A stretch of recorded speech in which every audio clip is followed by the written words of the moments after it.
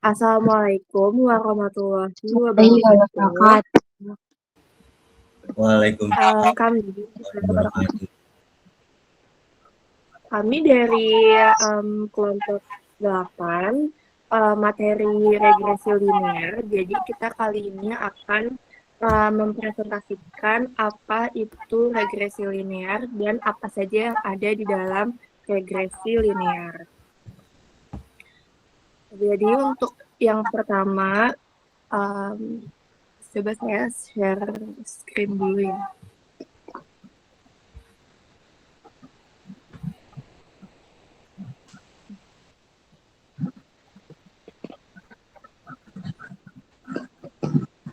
Jadi yang pertama regresi linear. Jadi apa sih yang dimaksud dari regresi linear? Yang pertama itu regresi linear sendiri artinya adalah bagaimana statistik itu bisa memahami hubungan antara dua variabel dan juga bisa memprediksi bagaimana nilai Y berdasarkan X. Dan biasanya melibatkan antara dua variabel, yaitu variabel independen yaitu X dan variabel dependen yaitu Y. Contohnya bisa untuk kita tuh mau memprediksi bagaimana jam belajar dengan nilai kita di ujian nanti, dan juga bisa dengan jumlah iklan dan juga dengan penjualan ataupun dengan suhu dan penggunaan listrik dan sebagainya gitu. Lalu selanjutnya ada dari konsep dan juga analogi visual, di mana regresi linear itu menggunakan gambaran titik data yang setiap observasinya itu menjadi satu titik di dalam sebuah grafik, yaitu X dan Y. Lalu garis terbaik yang ada di dalam regresi linear itu, di mana regresi ini menarik satu garis lurus yang mempresentasikan pola umum seperti garis tengah yang ada di dalam kumpulan titik. Lalu yang ketiga ada prediksi praktis. Dengan bagaimana garis itu kita bisa memperkirakan nilai baru ataupun nilai selanjutnya gitu. Lalu ada rumus-rumus yang ada di dalam regresi linear itu. Ada Y sama dengan A sama dengan B, X, Y sendiri itu adalah nilai yang kita prediksi. Misalkan kita ingin memprediksi nilai ujian. Jadi nilai ujian itu kita samakan dengan Y. Lalu X yaitu adalah variabel independen. Yaitu contohnya kita ingin membandingkan antara nilai ujian dengan jam belajar kita.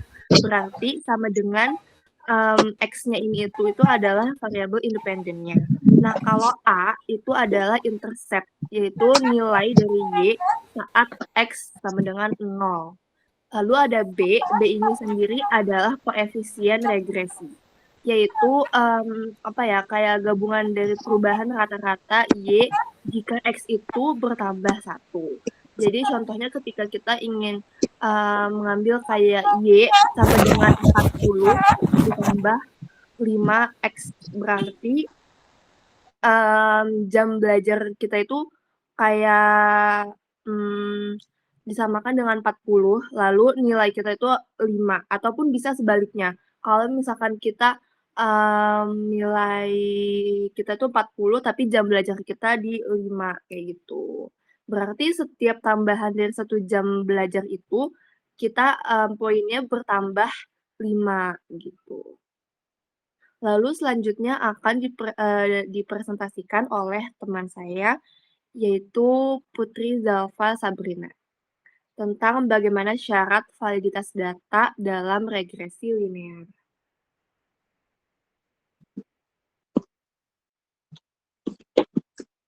Jadi syarat validitas data yang pertama itu adalah hubungan linear, yaitu polanya tuh harus menyerupai garis lurus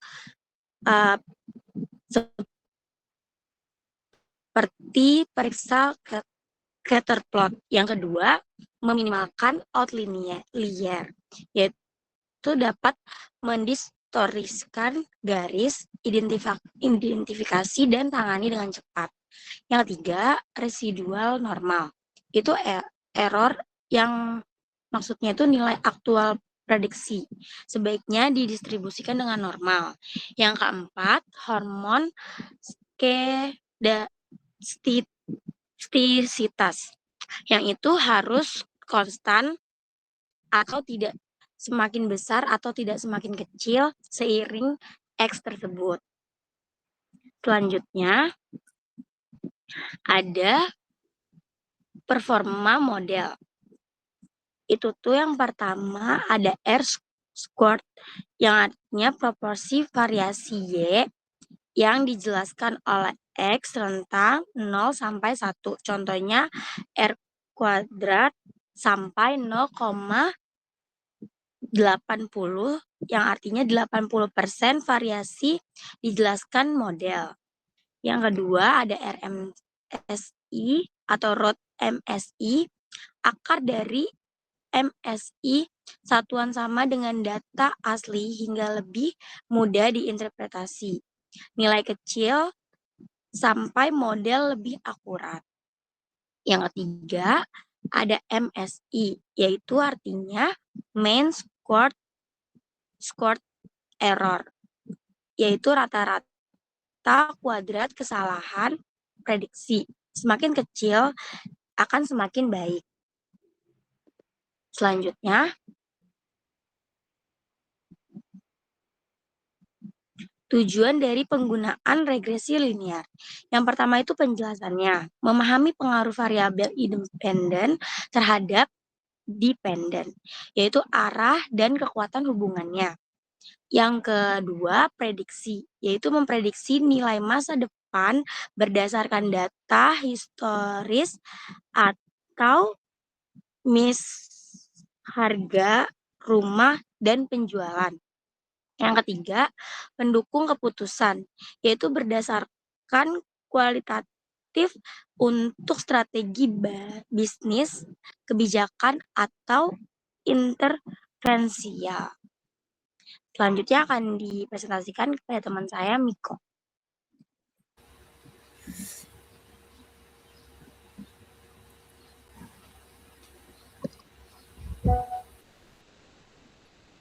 Ya, di sini saya akan menjelaskan di mana ringkasan syarat dan evaluasi.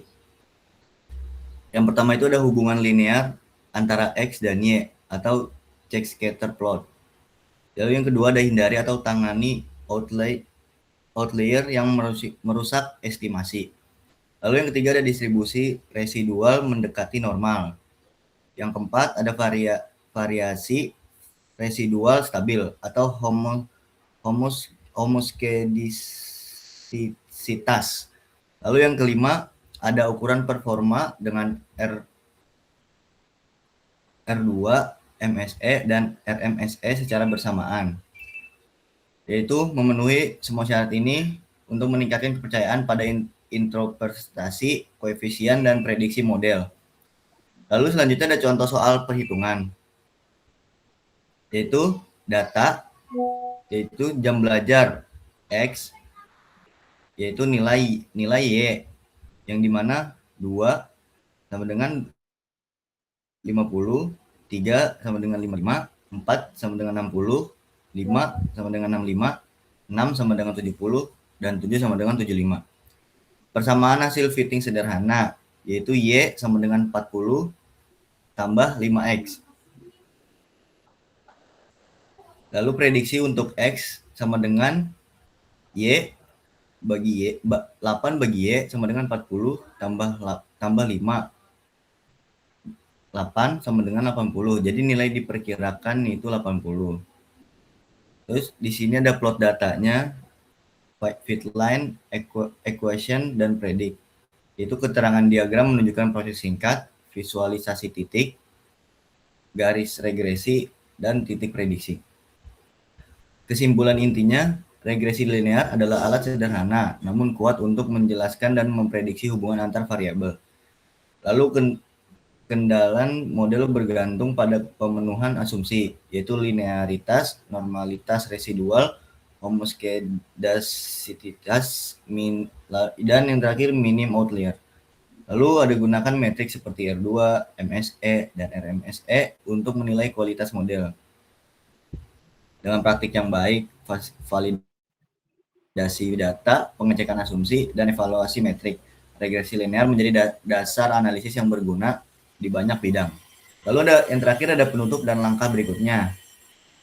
Lalu penutup dan langkah berikutnya itu ada kumpulkan dan bersih data atau periksa outlier. Lalu ada visualisasikan atau scatter plot dan uji asumsi regresi. Lalu yang terakhir ada membangun model evaluasi dengan R2, MSE, RMSE, lalu validasi pada data baru.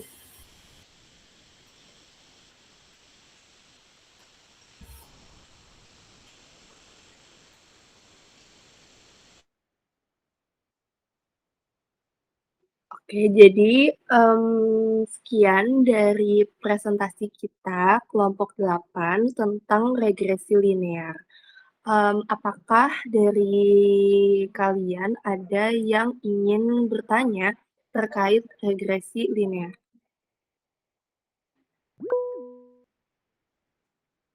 Boleh untuk langsung diajukan pertanyaan apa? Silakan Marsha pertanyaannya.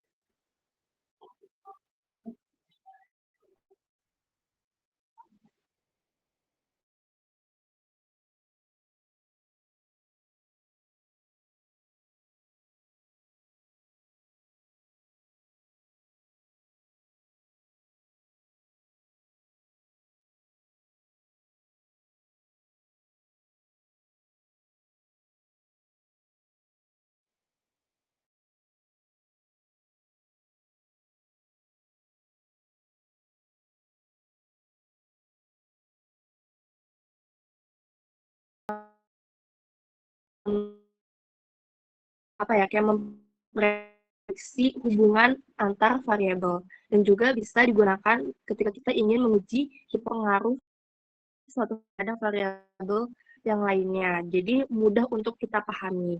Yang kedua, menjadi suatu dasar analisis modern, di mana konsepnya sendiri itu biasanya digunakan untuk metode statistik dan juga mesin learning. Yang ketiga, bisa berguna untuk memprediksi, misalkan kamu mau memprediksi penjualan berdasarkan biaya iklan, nah itu bisa menggunakan regresi linear. Lalu yang keempat itu sering digunain untuk penelitian, kayak untuk mengukur pengaruh, untuk mengukur bagaimana minat beli gitu, dan juga hasilnya sendiri mudah untuk diinterpretasikan dibandingkan dengan beberapa model kompleks lainnya. Walaupun regresi linear ini masih memiliki keterbatasan, kayak misalkan harus memenuhi asumsi tertentu, terus juga regresi linear sederhana, tetapi regresi linear ini itu masih kuat secara teori dan juga menjadi dasar sebagai peneliti itu untuk memahami analisis data yang lebih kompleks. Apakah jawabannya sudah cukup menjawab pertanyaannya?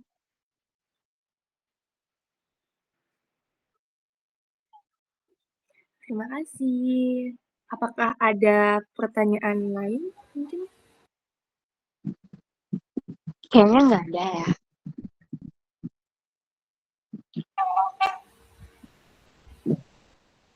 Oke, kalau misalkan udah nggak ada pertanyaan lagi, mungkin presentasinya bisa kita tutup ya.